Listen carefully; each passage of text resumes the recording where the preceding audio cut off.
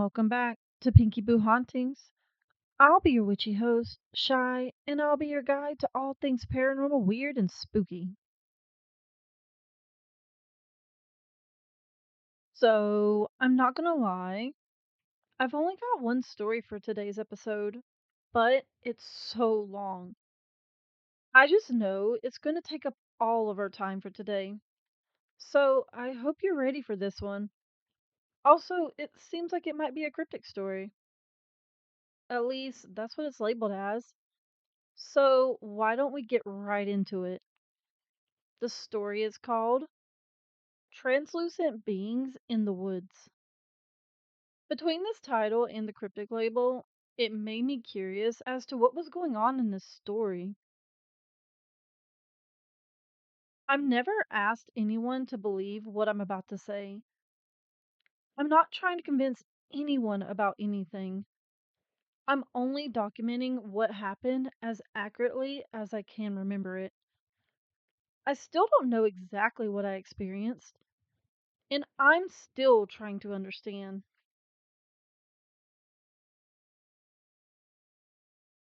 Honestly, this sounds like the most real thing when starting a story because the paranormal is hard to process.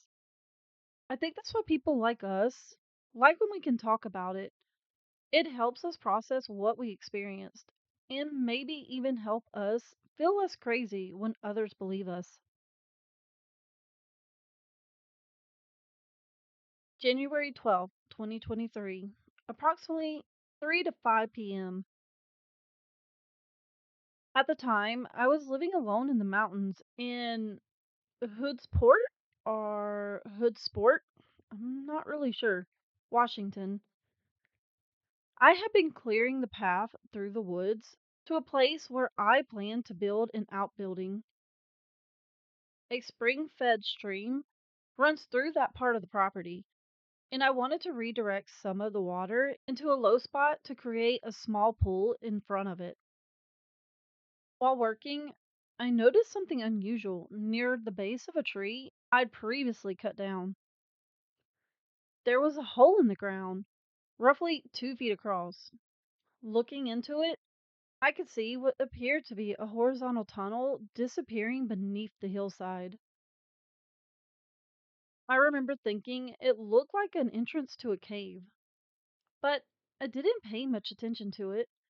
I dug a shallow ditch and redirected the stream towards the depression about 15 feet away from that opening. As the water reached the depression, the ground suddenly gave away. A hole opened almost immediately. Water poured into it like a waterfall, disappearing underground. A rush of stale, musty air came out, followed by insects flying from inside. Whatever was beneath the ground was much larger than I realized. I stood there staring into it. Oh, well, now I know why something came to bother you. You probably flooded their home.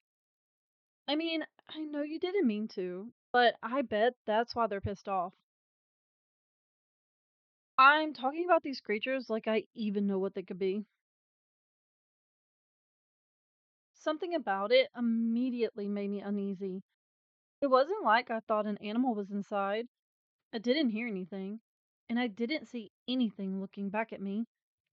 It was simply a feeling I couldn't explain, strong enough that I stopped what I was doing and started filling the openings back in with logs, rocks, and dirt. I didn't want the water disappearing into it anymore. See, what did I say? You disturbed its home, and now it's pissed at you. Still, I don't know what it could be yet. Honestly, I might not even after reading this. Who knows? I know the popular cryptids. Everything else is kind of outside of my range. By the time I finished, it was getting late, so I decided to walk upstream to a place I called my sanctuary. It was one of my favorite places on the property. There were small waterfalls, and I've been building a natural pool there. Whenever I needed to clear my head, that's where I'd go. As I stood up from rinsing my hands, I caught movement out of the corner of my eye. Something black darted between the trees uphill from me. At first, I dismissed it. I figured it could have been almost anything, a trick of my peripheral vision, an animal moving through the bush. Then I looked forward. I wasn't looking at one thing anymore. Scattered through the trees around me were what I can only describe as translucent humanoid figures. They weren't solid, they weren't invisible either. The closest comparison I can make is the cloaking effect from the Predator movies, where something bends the light around itself. They had the same shimmering, distorted appearance, except this was a movie. I was standing in the middle of the forest looking at them. Well, I definitely don't know what these could be. I do know it would have scared the crap out of me if I saw them. Because not only are you being surrounded right now, you're being surrounded by something that shouldn't exist in our reality. This wasn't the first time I've seen something like this. The previous winter, while watching a cabin further down the mountain, I'd seen a similar translucent figure, along with a pulsating green orb that I encountered at least 4 different times. Those encounters had felt calm. That's another story. Whatever I had experienced then hadn't made me feel threatened. This was different. Probably because you flooded their home, or at least something important to them. I couldn't explain why. Nothing had approached me, nothing had attacked me, but every instinct in me was telling me something wasn't right. About that time, my dog suddenly became alert. Her ears stood up. Her tail was rigid. Then she took off into the woods, chasing something in the same direction we'd just come from. Oh no, the baby senses them too, doesn't she? My first thought wasn't that she was chasing whatever I was seeing, it was mine. I assumed she picked up on a scent of a cougar or a bear. Living out there, that was the logical explanation. I mean, that would be the more logical explanation, but you're seeing translucent beings right now. I don't think we need to worry about logic. I drew my 1911 and watched where she disappeared. She ran straight back towards the area where I'd uncovered the cave, and I wanted to see if anything would come back out. Nothing did. Because they're already out in the woods right in front of you. Duh. That dog was probably just running for her life, as you probably should have. She eventually returned, but the feeling I'd had hadn't gone anywhere. The entire area felt different. It's difficult to explain because there wasn't anything I could point to and say, that's why. There was no sound, no smell, no obvious danger. It was just an overwhelming sense that I didn't belong there anymore. For the first time since I moved into this property, my sanctuary didn't feel like a sanctuary. I decided it was time to go home.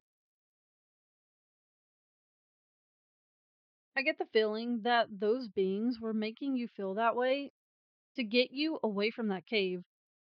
I keep joking about it being their home, but it very well could be. So it would be like if you found a bear cave, or even someone's home, human or animal, they'd want you to get away from their home. It seems like that's all they're doing. If you catch yourself wondering why I wasn't completely freaked out about these figures, It's because experience like this haven't been entirely unfamiliar throughout my life. I hadn't seen anything quite like this, except for the previous winter, but the paranormal wasn't new to me. I have multiple stories from the mountains alone. I don't know whether any of them are connected, but explaining all of them here would turn into a novel. Shortly after I saw the translucent figures, I had also seen what appeared to be a large woman's head. It was translucent as well, but that's probably another story. Well, now I need to see if I can find that story because I want to hear that one.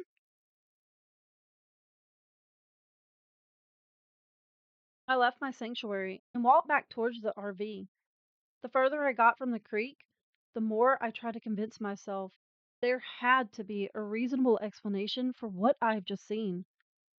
I wanted it to be my eyes playing tricks on me. I wanted it to be anything that fit within the ways I understood the world. By the time I got home, I still didn't have an answer, but I also wasn't ready to jump to conclusions.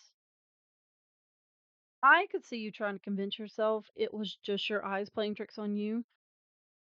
But dude, come on. You've seen these things multiple times, randomly at that? I don't think it's your eyes, but that's just me. I went inside and settled in for the evening like I normally would.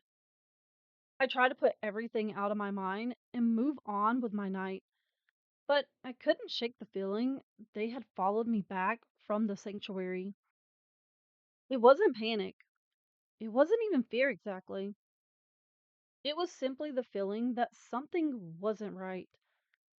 The kind of feeling you can't explain because nothing around you appears to be out of place, yet every instinct tells you to pay attention. And you should listen to that voice. Because even if you don't know for sure why it's screaming at you, it's probably still trying to protect you from something. Or you just have anxiety disorder. Who knows? Later that evening, I opened the window behind my couch and sat there smoking. It was the only window that wasn't covered. The rest of the RV had already been sealed up for winter, so it was my only view outside. I would never open a window in the woods in the dark. I mean, I wouldn't be in the middle of the woods to begin with, but still. The first thing I heard was a loud crack from the trees just to the right of that window. It wasn't a small branch. It sounded substantial enough that it immediately caught my attention. I stopped and listened, expecting to hear an animal moving afterwards, but everything became quiet again. Please, God, close your window and cover that bitch up. You are stressing me out right now. A few minutes later, I heard another branch break, then another. As the night went on, it kept happening. The sounds came every few minutes, sometimes 4 to 6 times within 10 minutes, and continued for hours. What stood out to me wasn't that the branches were breaking, it was that they were breaking within roughly a 50-foot radius around my RV. As the sound continued, they seemed to get closer to the RV. I remember thinking that if whatever was making them was actually moving through the trees, maybe a gunshot would scare it away. I fired a single round into the hillside to the left of the RV, where the branches breaking seemed to be happening at that moment. I listened, expecting the sound to move away or stop altogether. They didn't. Okay, first off, I don't know how dark it was at this point, but can we just not shoot a gun into the woods? What if it was a person? That could have killed someone. And second off, I'm not surprised. I get in the moment you probably were just trying to rationalize all of this, but of course, a gunshot wasn't going to scare these things off. If anything changed, I couldn't tell. Living alone in the mountains, I was used to hearing trees, animals, and all kinds of strange noises.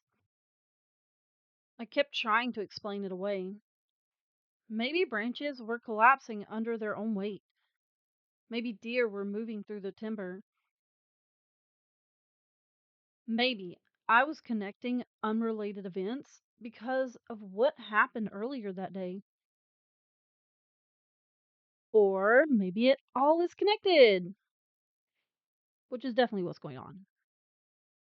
But again, I get it. In that moment, the fear is going to make you try so hard to rationalize everything. It's almost like the brain is trying to protect you. Then I started hearing tapping on the outside of the RV. It sounded like something metallic striking the exterior. The tapping continued on and off throughout the night while branches kept breaking in the woods around me. I sat there listening, trying to come up with a reasonable explanation for either one, but nothing I thought of fit what I was hearing. I didn't have power at the time. Inside the RV, it was completely dark. None of my flashlights were working, and the only view I had outside was through the open window behind my couch. And I still wish you would close that thing. I decided to try recording it. I grabbed my phone, but instead of recording, it started glitching. It wouldn't function correctly. Then it shut itself off. I remember being angry because the one thing I wanted was a recording of what was happening outside, and suddenly my phone wasn't cooperating. At the time, I didn't think that meant anything. Of course you didn't. I didn't assume it was connected to what was happening outside. Looking back, I can't say whether it was a coincidence or not. I only know what happened.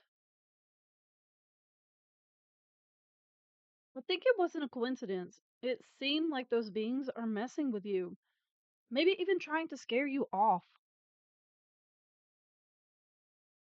I kept looking through that one open window, expecting to finally see a deer, a bear, or anything that explained what I was hearing. I never saw anything. The branch breaking continued, the tapping continued, and by morning, I was no closer to understanding either one than I had been when they started. By the following morning, I was exhausted. I hadn't slept, and I was relieved to see daylight. Everything looked normal again. The trees stood where they'd always stood. The creek was still running. Nothing appeared disturbed. In the light of day, the previous night almost felt ridiculous. It's amazing how quickly your mind can begin explaining away something that seemed impossible only a few hours earlier. I walked the property to see if I could find what had been making those noises. Throughout the night, I'd heard branches breaking every few minutes. The first crack had come from the trees just to the right of the window where I was smoking. I found broken branches about 2 inches thick that were still partially attached to the tree and still covered with green needles. They weren't dead branches or little twigs. When I reached the place where I heard the first break, I turned and looked back towards the RV. From there, I could see the exact window where I'd been smoking. As I stood there, I noticed something else. The tree beside the one with the broken branches had what looked like a face of an angry man formed into it. It appeared to have a scar on its left eye.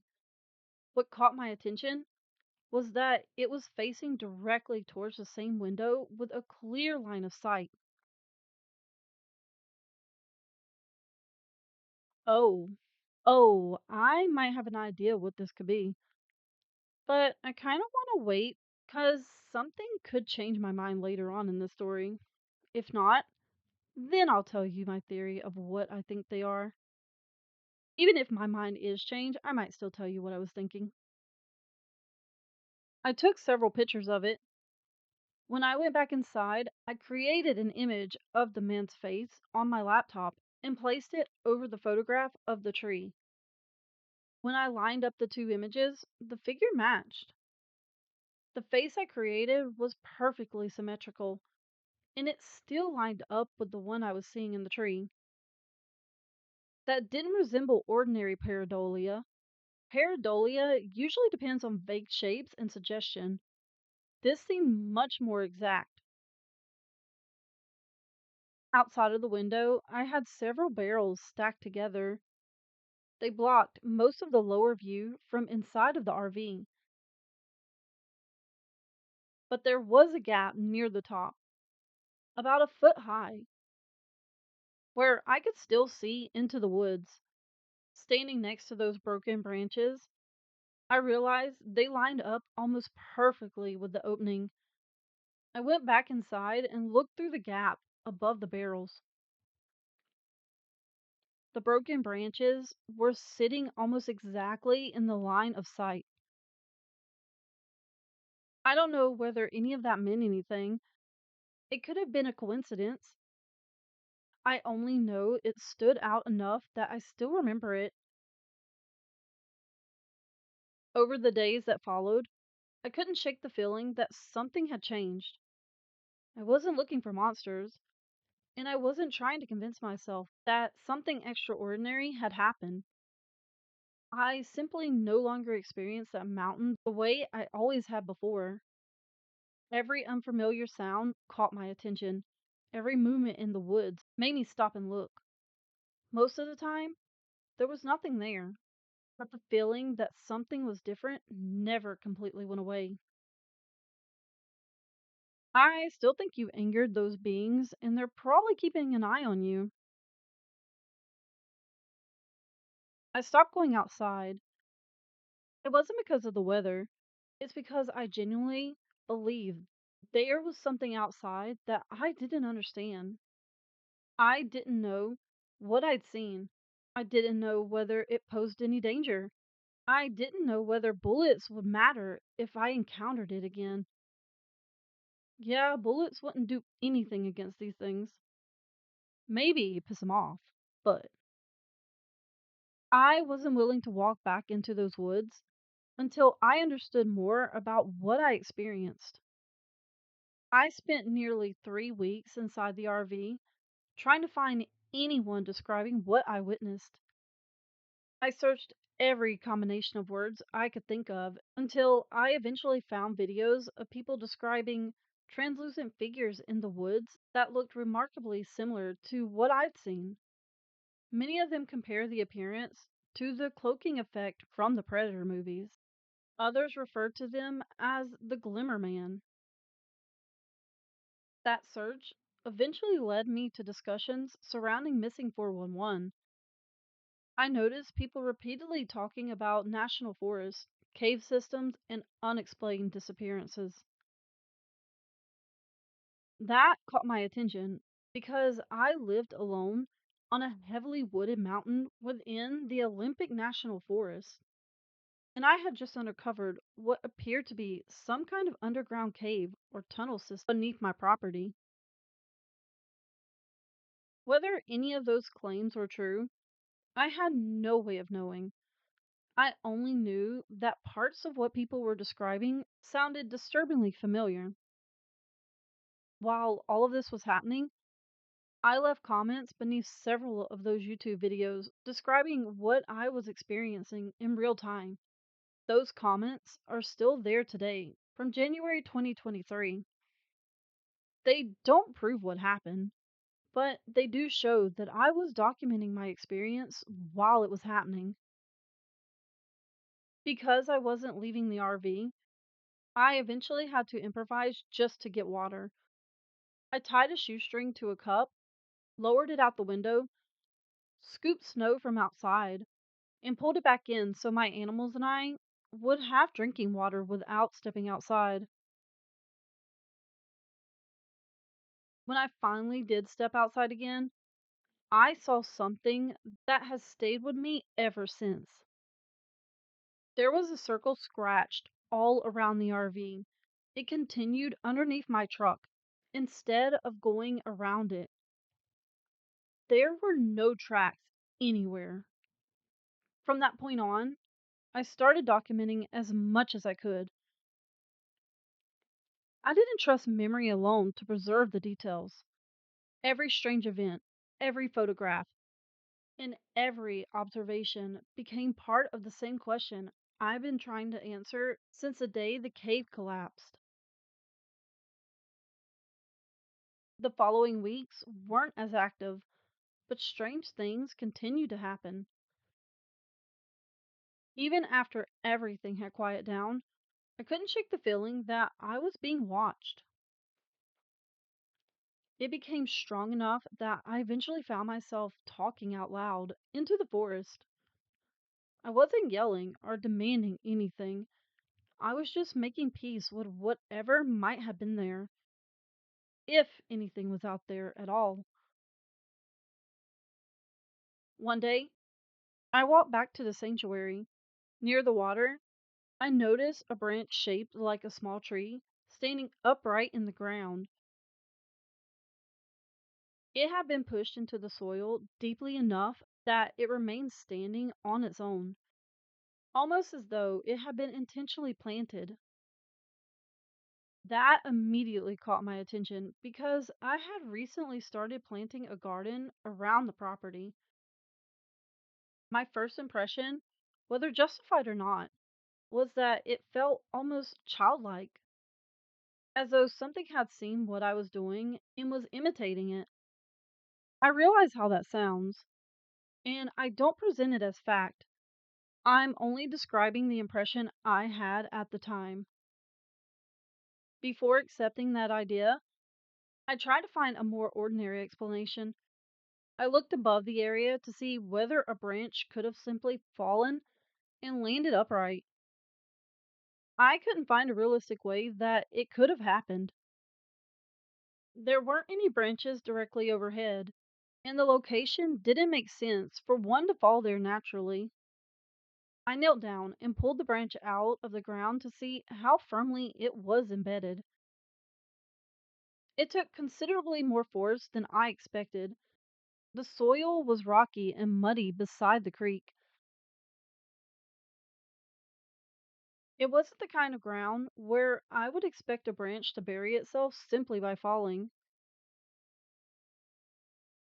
After examining it, I placed it back exactly where I found it. I left everything I discovered in place. I started noticing other branches or pieces of branches appearing in my garden beds. Individually, none of them prove anything. A branch in a garden isn't extraordinary by itself. What stood out to me was where they appeared.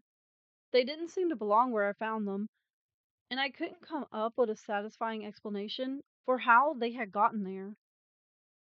I'm not saying some unknown creature placed those branches there. I'm also not saying I can explain them. All I can honestly say is that at the time, my intuition kept telling me they had been intentionally placed. I repeatedly tried to come up with ordinary explanations first. I wanted those explanations. I simply couldn't find one that satisfied me. Alright, so my mind was definitely not changed. As for what I think it is, it sounds like you might have come in contact with some forest spirits. You probably saw them before this encounter because they were maybe just checking you out. It seems like you were pretty respectful of the land before, which is why they weren't bothering you before. But because you accidentally flooded the underground cave, It's very possible they took it as disrespectful on your part. I know you didn't mean to, but maybe that's how they took it. Hell, maybe them tormenting you that night was a warning. Same with the face in the tree and the circle around your RV. They wanted to make it clear they were there and they were pissed. I wouldn't be surprised if you starting a garden might have helped appease them. Maybe even talking to them helped calm them down too. The stick in the ground could have been their way of saying they appreciate the garden, or maybe just a peace offering. Even them putting the sticks in your garden could be seen as a good sign. I just hope you keep being nice to the spirits within the forest and show the woods respect. Well, guys, as I said before, we only had one story for today, and now that means we have to say goodbye until next week. If you are enjoying the podcast, please consider rating and reviewing, as well as liking and subscribing if you're on YouTube. It really helps grow the coven. You can also help us out by telling others about the podcast.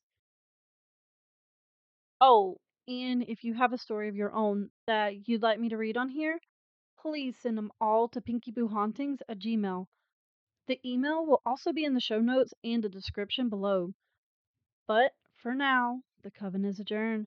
See you next time. Bye.